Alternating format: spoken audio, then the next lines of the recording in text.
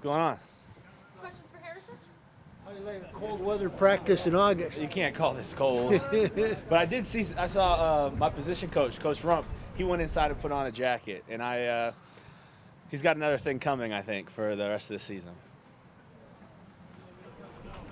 Not everyone's played in Buffalo, and dealt with kind of this. Yeah. We're a little spoiled here now having a dome. I've tried to tell all my family and friends. In Buffalo, it's like those first 3 or 4 home games. I got like 20 people at every game, and then nobody really comes at the end of the year. I'm telling them, hey, now here, you can spread it out a little bit. You can still come in December and still be warm. How comfortable do you feel learning this defense as it was something that was a little bit new for you? So how far do you feel like you've come in the last couple of weeks? Yeah, I think picking up playbook and is a lot easier than the techniques. Kind of like the 1,000-hour rule or the 10,000 time on task. So obviously I know what the assignment's supposed to be and understand our playbook, but just the change in technique from a 4-3 attacking to more of this 3-4, it does take more snaps and more snaps. So that's why I'm excited for the preseason. I'm excited for how early we still are in training camp, and or what do we got? Probably 20-some, 30-some days till we actually have to play a game. So thankful for the opportunity we get to come out and work our craft every day. Harrison, how far along is your chemistry with Dalvin and Von Watts on the line? Yeah, we're working together really well. I think where we're trying to grow in our chemistry is working with the other room, which is the outside linebackers. So they're communicating really well together. We're communicating really well together. We need to blend their room and our room. And since we're still in training camp, we haven't really done a lot of game planning, and we'll all meet as a full front unit with them. We haven't done those meetings yet and gone over our stunts and stuff because we're keeping everything very, vanilla here as we go. So that's something that we're wanting to grow. But yeah, the D-line room we have is great. We're all going and getting D-line dinner tonight, keeping the camaraderie and chemistry at an all-time high. Who qualifies for that? The outside linebackers? No, this is just the big boys this time. Yeah, unless they want to pay, then they're probably invited.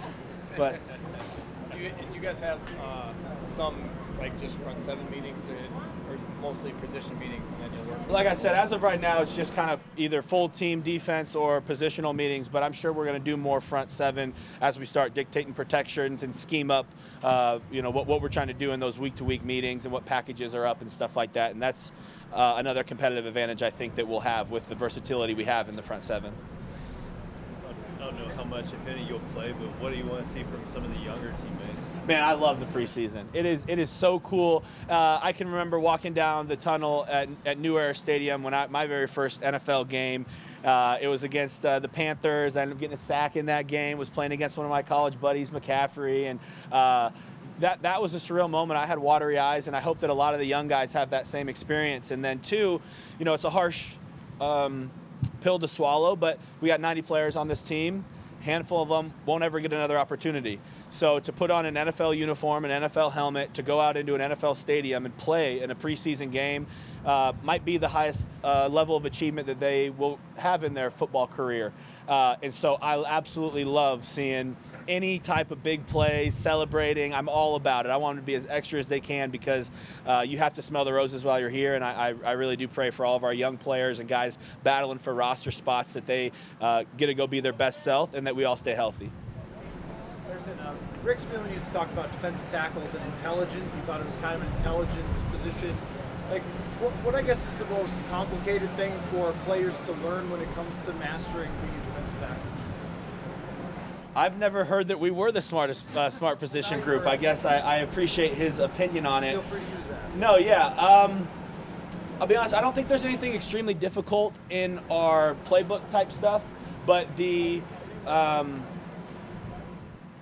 I guess the tools that we could learn are very, very vast. So the more you want to break down offenses, understand coverages, it's only going to make you a better defensive tackle. So after we do a team defensive meeting, sometimes the big guys will leave as they start talking about coverages behind us.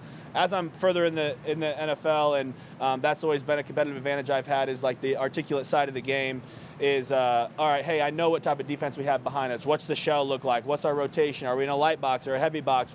So some of those things, I can then anticipate what blocks I'm going to get. And so maybe to his point, there is a ton of information that we can take in. And since we haven't really started game planning too much yet, I'm still familiar with this Raiders offense as I've seen him in New England the last however many years he's been there. And so there's a lot of tendencies that you pick up on different formations, and so I'll be able to use some of those, and coach up some of the other guys who will be playing. So it's all good though.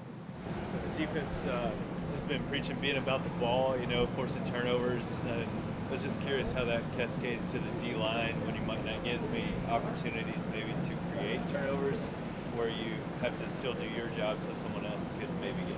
Yeah, I think it's important as from our philosophy on defense to be about the ball. If you look at any turnover margin or easiest indicator of who won a ball game is who won the turnover battle. So it should be on all of our minds. You never know when you're going to be the free guy at the quarterback, and it's got to be on your mind. You're like, oh, I just want to get him down and get a sack. That's awesome. But, hey, imagine if you get that ball out, what that can do for us in a game. And then on screen plays or any plays downfield, oftentimes at the end of the season, you'll see the highlight reel, a big man running downfield, and when they aren't anticipating a guy from behind, they can punch it out. So we are very conscious about it here, as much so that we're tracking it every single day of who's doing it. So it's been on my mind more than it has been in my career, trying to make sure at the end of each practice I can get some tally marks next to my name that I was making conscious punches at the ball. So hopefully when it gets to live bullets, we'll be able to get some out.